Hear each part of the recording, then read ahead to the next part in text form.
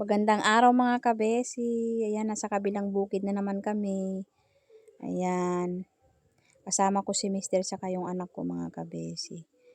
Tingnan nyo po yung lumalabas na tubig kahit wala pong sikat ng araw. Ayan, malakas pa rin yung lumalagas na tubig galing dyan sa solar mga kabesi. Ayan.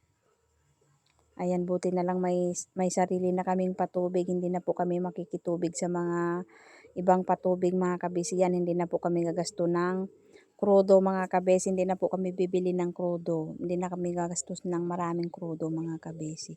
Kasi yan galing sa init yung nagpapatakbo dyan sa tubig, sa lumalabas na tubig mga kabesi. Yan. Papakita ko sa inyo yung buong pwesto ng solar namin mga kabesi. Ayan. Ayan po mga kabesi.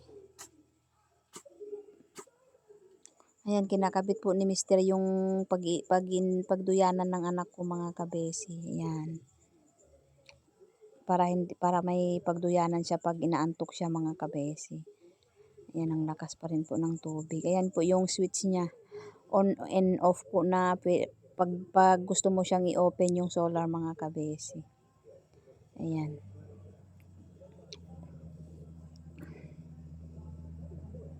Ayan. Tapos yan, may nakuha si mister na larawan yata yan mga kabesi, inuulam ng mga Ilocano mga kabesi. Ayan.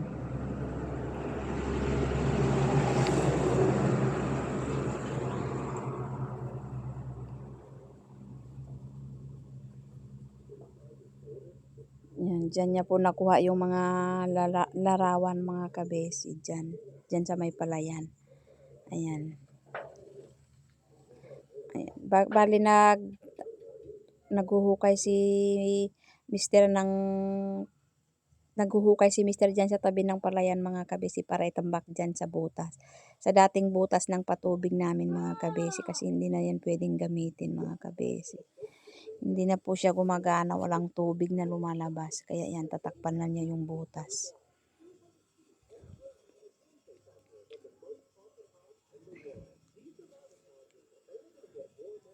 Tatakpan niya na yung mga butas kasi delikado na yun, delikado mga kabesi. Ayan, tinulungan ko na rin po si mister para mabilis po kaming matapos at mabilis siya matapos para makauwi na rin po kami mga kabesi.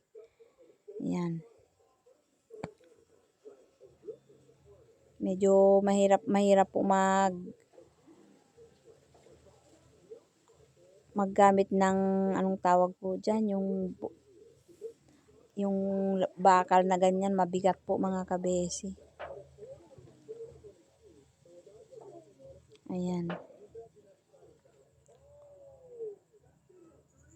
Ayan, tapos yung mga nasa tabi ng butas nilagay uli. Yung mga lupa na nasa tabi ng butas mga kabesi, ayan, nilalagay na uli. Binabalik ni mister sa butas kasi galing din sa butas, galing din sa loob ng butas yung lupa na binalik niya mga kabesi. Ayan, pauwi na kami mga kabesi kasi hapon na. Yan, alas 5 na po ng hapon yan mga kabesi. Pauwi na kami. Yan, salamat po sa mga nanonood ng video ko.